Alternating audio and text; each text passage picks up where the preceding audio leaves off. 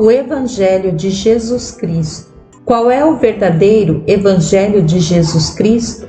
Até a maioria dos não crentes sabe que a Bíblia contém um relato de 4 evangelhos: Mateus, Marcos, Lucas e João.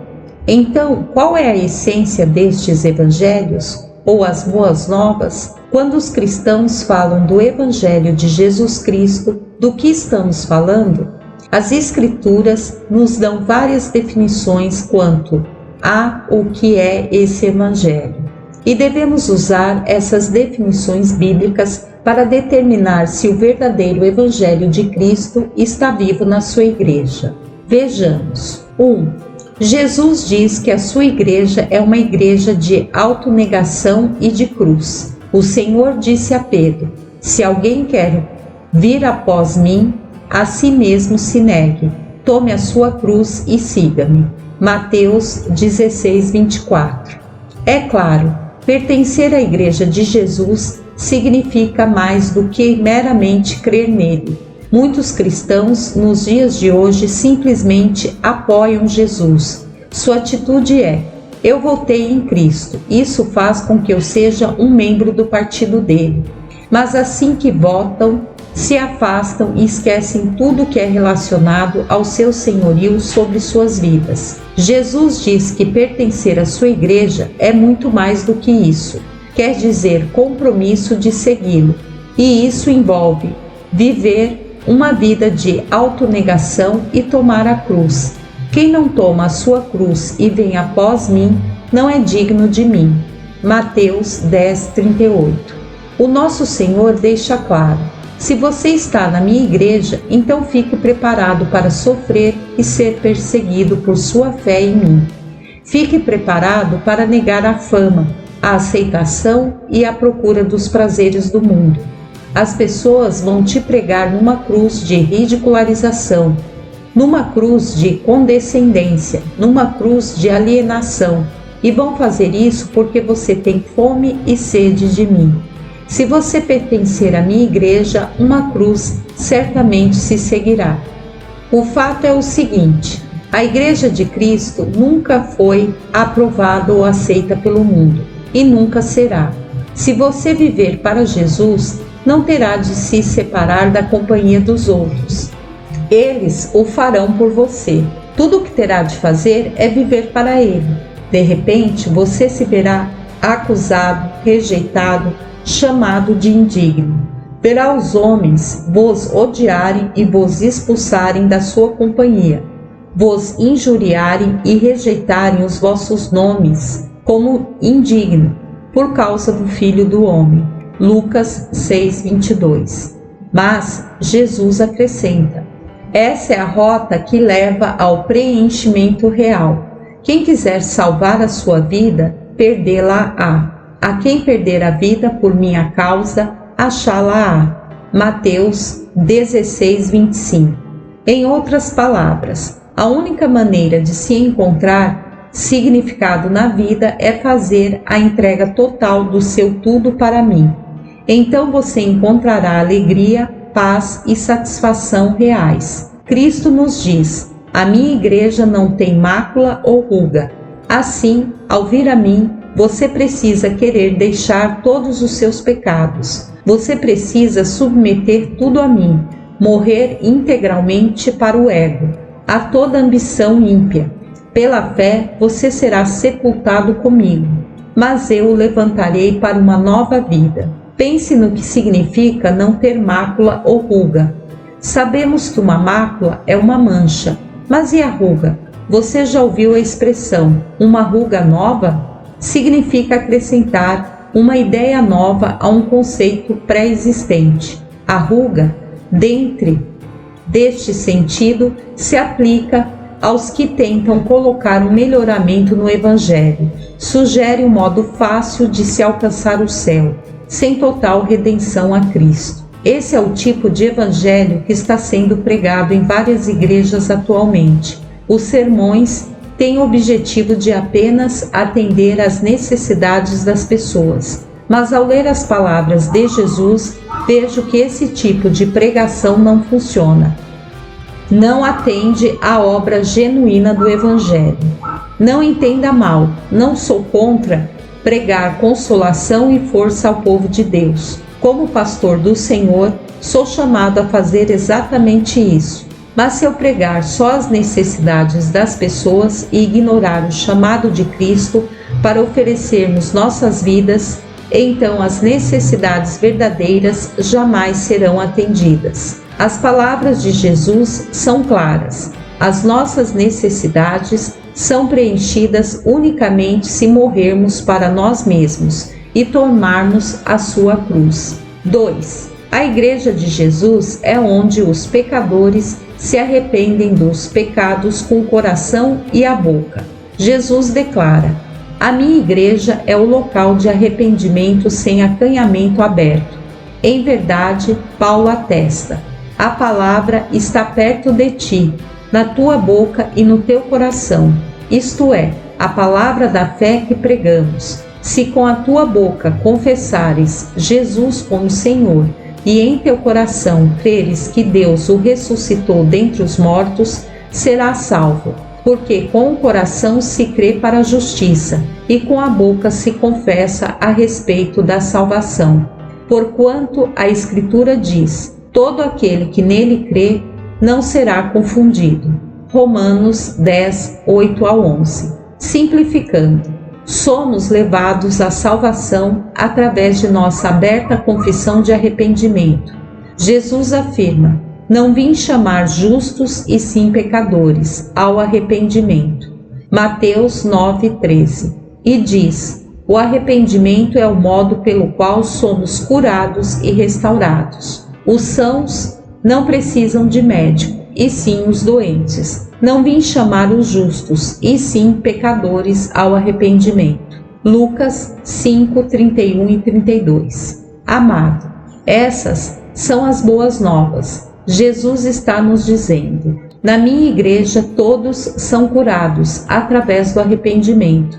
Não importa quem são, os alquebrados fisicamente ou emocionalmente enfermos, os doentes espirituais, todos têm de vir a mim do mesmo modo, e todos acham cura através do arrependimento.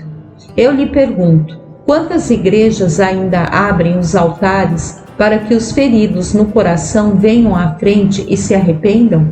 Quantos pastores pararam de fazer apelos para essa obra espiritual de tão suma importância? E quantos crentes perderam todo o senso quanto à necessidade de confessar os pecados? Então, qual é a mensagem central do Evangelho de Cristo? Ele a torna simples por todo Mateus, Marcos, Lucas e João. Nestes 4 evangelhos nos diz: cá está o que prego em minha igreja. Esta é a minha mensagem a todos os pecadores. Primeiro de tudo, foi Jesus pregando o Evangelho de Deus, dizendo: o tempo está cumprido e o reino de Deus está próximo. Arrependei-vos e crede no Evangelho. Marcos 1, 14 a 15. Ele pregou arrependimento. Para alguns cristãos, isso pode soar estranho. Eles podem responder: tudo bem, mas será que Jesus pregou arrependimento com intensidade? Lucas responde isso em seu Evangelho. Jesus diz aos seus ouvintes: se não vos arrependerdes, todos igualmente perecereis. Lucas 13, 5. Bem-vindo à Igreja da Consternação Piedosa.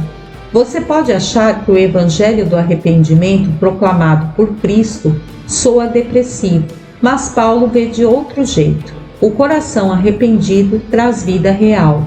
A tristeza, segundo Deus, produz arrependimento para a salvação, que a ninguém traz pesar. Segundo Coríntios 7:10. O arrependimento estava também no coração do primeiríssimo sermão após a ressurreição de Cristo.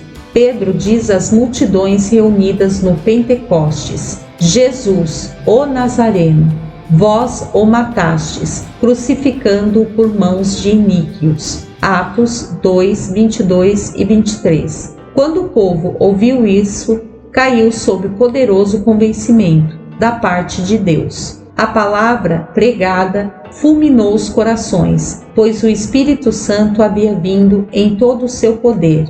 E segundo Jesus, essa é a específica obra do Espírito. Ele diz que o Espírito Santo convencerá o mundo do pecado, da justiça e do juízo. João 16:8. A multidão foi tocada de tal modo que não conseguia se mexer. De repente, diante deles estavam os pontos cruciais da vida e da morte. Então gritam para Pedro, perguntando o que deveriam fazer. Ele responde: arrependei-vos, e cada um de vós seja batizado em nome de Jesus Cristo para a remissão dos vossos pecados. Salvai-vos desta geração perversa. Atos 2:38-40. Esta passagem ilustra o arrependimento no centro da mensagem de Jesus. Se inexistir convencimento da mensagem, se não há verdade quanto ao pecado e à culpa, se inexiste fustigação do coração, então o Espírito Santo simplesmente está ausente. Ele simplesmente não está presente nesta pregação. Penso em todos os pastores das pregações, sem convencimento do pecado, responsáveis pela alma de milhares e milhares de cristãos. Os membros da igreja ficam imersos no pecado e suas iniquidades crucificam Cristo novamente todos os dias. É tremendamente trágico. O que essas pessoas precisam é de uma mensagem vinda de um pastor que não tenha medo de dizer: você pecou contra Cristo. Mas ocorre exatamente o contrário. As pessoas são em realidade reafirmadas em seus pecados por pastores condescendentes. Ezequiel diz o seguinte sobre esses pastores: com falsidade entristecestes o coração do justo, não o havendo eu entristecido, e fortalecestes as mãos do perverso, para que não se desviasse do seu mau caminho e vivesse. Ezequiel 13:22. O profeta está dizendo: vocês entristeceram o justo com pregação frívola e fortaleceram o sensual para pecar ainda mais, sem culpa. Vocês lhe deram mentiras sobre a vida eterna. Não, vocês estão roubando a vida eterna dessas pessoas. Vocês transformaram a graça de Deus em lascívia. Paulo diz que o dia do juízo logo virá, e por essa razão devemos pregar o Evangelho com ainda mais convicção, com o aproximar desse dia. Devemos reprovar e repreender e fazê-lo com longanimidade e amor. Em verdade, chega o dia quando todo pastor estará diante do Senhor e dará contas de tudo que pregou. Teria ele entristecido o coração do justo? Fortaleceu a mão do perverso? Ou será que trouxe uma palavra sem medo, convincente, sob unção santa? O fato é que Pedro não estava interessado em ofender a multidão do Pentecostes. Seu único propósito era mostrar-lhes a verdade. E quando o Espírito Santo revela a verdade, ele convence, ele vai ao fundo e expõe a raiz de todas as áreas do coração. É triste, mas isso não está acontecendo em muitas igrejas nos dias de hoje. Não só não está presente o Espírito Santo nestas igrejas, como também não é bem-vindo. O nosso ministério recebe inúmeras cartas repetindo o mesmo refrão. Há uns vizinhos aos quais dei meu testemunho há alguns meses. Eles estão se divorciando. Ela tem problema com bebida e ele está tendo um caso. Então os levo à igreja com esperança de que possam ouvir uma palavra sobre sua situação e a necessidade do Senhor. Mas o meu pastor nunca diz uma palavra sobre pecado. Nunca há uma palavra que traga convencimento, que explique a necessidade do poder purificador e libertador de Jesus. Então meus vizinhos saem da igreja ainda mais confortáveis em seus pecados. Que tragédia! Como deve ser doloroso a Deus o fato de que mais pessoas são reafirmadas em seus pecados dentro das igrejas do que fora delas. Outros nos escreve dizendo: vou a uma igreja amistosa com o pecador, mas não aguento mais. Toda semana nos passam uma pesquisa perguntando se gostamos do culto. Eles querem saber: o som estava muito alto? As ilustrações foram muito longas? O sermão foi inteligente?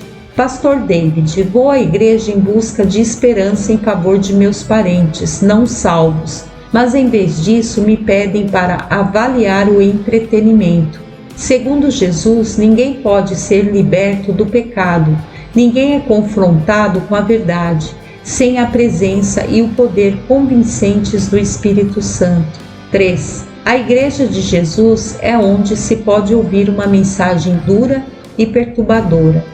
Imagine essa cena, com Jesus falando aos seus seguidores: este é o pão que desceu do céu, em nada semelhante àquele que os vossos pais comeram, e contudo morreram.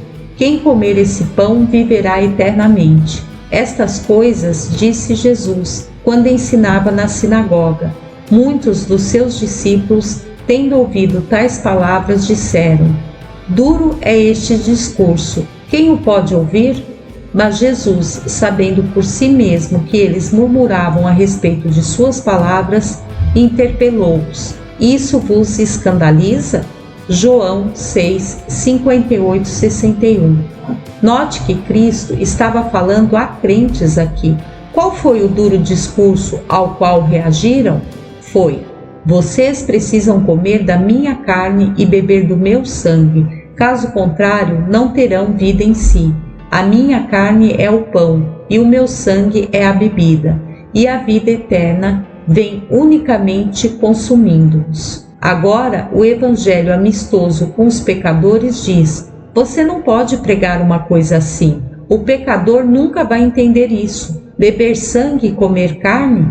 Eles vão pensar que somos bárbaros. Temos de mudar as palavras para torná-las mais palatáveis. Caso contrário, isso vai ofender as pessoas, especialmente os não crentes. Na verdadeira Igreja de Cristo, haverá palavras ofensivas. Sim, nessa igreja você ouvirá uma mensagem de boas novas, um evangelho de amor, misericórdia, graça e longanimidade. Mas na Igreja de Cristo há também mensagens que não se ousa falsificar, e estas mensagens incluem a pregação do sangue e da cruz de Cristo. Jesus viu que as pessoas se chocaram com suas palavras, então pergunta a elas basicamente: eu ofendi o seu raciocínio? Vocês ficaram incomodados por lhes dizer a verdade? E então afirma: as palavras que eu vos tenho dito são espírito e são vida. João 6,63. Ele deixa claríssimo: exatamente isso que os ofende é que traz vida. Como seus seguidores responderam? À vista disso, muitos dos seus discípulos o abandonaram e já não andavam com ele. João 6,66. O que Jesus está dizendo sobre o seu evangelho aqui? Em termos simples, ele está declarando que a mensagem do seu sangue e da cruz é ofensiva. Contudo, é o único evangelho que leva à vida eterna. Mesmo assim, alguns não o aceitarão. Contudo, há descrentes entre vós. 6,64. As palavras de Jesus aqui estão sendo sustentadas em muitas igrejas hoje em dia. É incrível, mas algumas igrejas removeram qualquer referência ao sangue de Cristo nos cultos. Os pastores não mencionam nos sermões. Os hinos sobre o sangue foram removidos da igreja. É tudo considerado muito ofensivo. Mas Jesus avisa: não importa o quanto as minhas palavras possam parecer ofensivas, vocês não as podem mudar.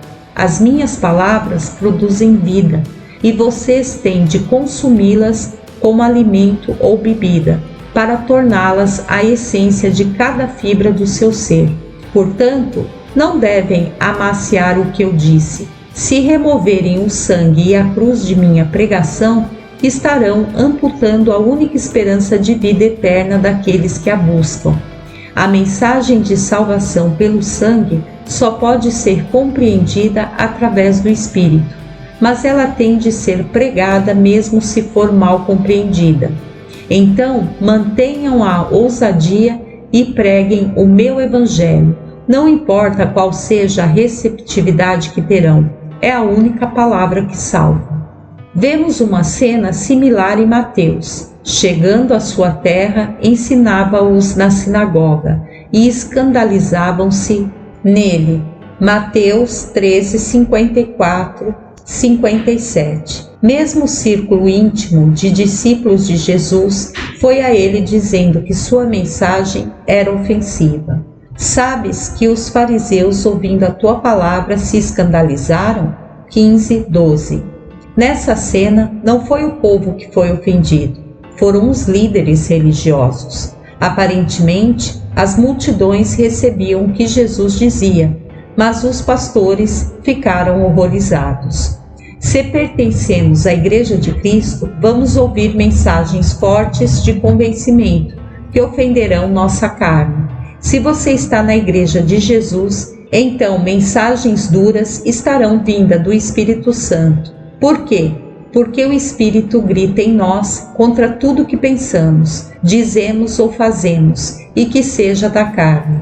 Jesus diz: porque do coração procedem maus desígnios, homicídios, adultérios, prostituição, furtos, falsos testemunhos, blasfêmias. Mateus 15, 19. E o sinal de qualquer verdadeiro seguidor de Jesus é que ele se rende a toda a palavra de Cristo. Tal servo ama a repreensão por causa daquilo que ela produz em seu coração. Ele vê a transformação que ela traz e sabe que é vida para ele. No fundo, é também por isso que o pecador vai à casa de Deus. Não é só para ser contado como um a mais num grande grupo. É para ser achado por Deus, porque no coração ele sabe que está perdido. Sua alma não descansa e ele passou muitas longas noites em claro. Ele quer respostas, verdade, mudança real, pois sente que está destinado ao inferno e não precisa que um crente ou um ministro diga que ele está bem. É claro que se esse pecador ouvir o Evangelho de Cristo, poderá ser ofendido por ele. Pode ficar bravo e sair batendo os pés, mas não esquecerá o que ouviu, e o Espírito Santo usará isso para lhe revelar a verdade. Todos nós aprendemos que Cristo é a pedra fundamental da sua igreja. Paulo diz que essa pedra é uma rocha de escândalo, como está escrito: eis que ponho em Sião uma pedra de tropeço e rocha de escândalo, e aquele que nela crê não será confundido. Romanos 9:33. Pedro também chama Jesus de rocha de ofensa, pedra angular, e pedra de tropeço e rocha de ofensa. São estes os que tropeçam na palavra sendo desobedientes. 1 Pedro 2, 7, 8. Pedro poderia lhe dizer por experiência própria o que acontece quando se tenta abolir a mensagem da cruz. Ele se ofendeu quando Jesus previu sua morte aos discípulos. Então, Pedro, chamando-o à parte, começou a reprová-lo, dizendo: tem compaixão de ti, Senhor. Isso de modo algum te acontecerá. Mateus 16, 22. Mas Jesus lhe respondeu com palavras agudas. Mas Jesus, voltando-se, disse a Pedro: arreda, Satanás, tu és para mim pedra de tropeço, porque não cogitas das coisas de Deus, e sim das dos homens. 16, 23. Cá está um exemplo claro de como Satanás pode induzir ao erro até mesmo um pastor piedoso que ame a Cristo, e se pode apostar que Pedro nunca esqueceu as palavras do Mestre. Igualmente hoje, todo ministro e todo crente deve guardar a advertência de Cristo. A minha cruz e o meu sangue podem te ofender, mas se você tem vergonha da minha mensagem ou se tentar amanciá-la, então você é uma ofensa a mim. Você não representa a minha palavra ou a minha igreja. 4. Como você acha que Jesus começaria uma igreja em sua cidade? A primeira coisa que Cristo faria seria ir chorando por toda a cidade. As Escrituras dizem: quando ia chegando, vendo a cidade, Jerusalém, chorou e dizia: ah, se conheceras por ti mesma, ainda hoje o que é devido à paz, mas isto está agora oculto aos teus olhos. Lucas 19, 41. O que fez Jesus chorar? Começou com uma caminhada que fez pela cidade e lhe partiu o coração. Ele foi batido pela dor que sentiu vendo os assim chamados religiosos não tendo paz. Eram pessoas que rejeitaram a verdade em favor de fábulas e agora seguiam uma forma morta de religião. Eram ovelhas sem pastores reais. Ora, não estou aqui para julgar pastor algum, mas quero perguntar a todos que estão ouvindo essa mensagem: você consegue imaginar o seu pastor dirigindo o carro em meio à sua cidade e chorar por ela? Como é diferente a imagem que Jesus nos dá em relação a tantos projetistas e planejadores construindo igrejas atualmente. Eles vão de porta em porta pesquisando as pessoas, perguntando o que querem numa igreja. Quanto tempo deve durar o sermão em tua opinião? 15 minutos? 10? Jesus testemunhou um esquema assim em seus dias. Ao caminhar pelo templo, viu mesas de cambistas, ministros que mercantilizavam as coisas de Deus. Não havia oração real, não havia temor do Senhor, e Cristo chorou por tudo isso, clamando: está escrito, a minha casa será casa de oração, mas vós a transformastes em covil de salteadores. Lucas 19:46. Eu lhe pergunto: Jesus iria chorar pelo que vê em sua igreja hoje? Ele iria encontrar o seu pastor se angustiando pelas almas perdidas? Ou o encontraria lucrando com coisas que são santas aos olhos de Deus? Cristo iria encontrar o seu povo orando?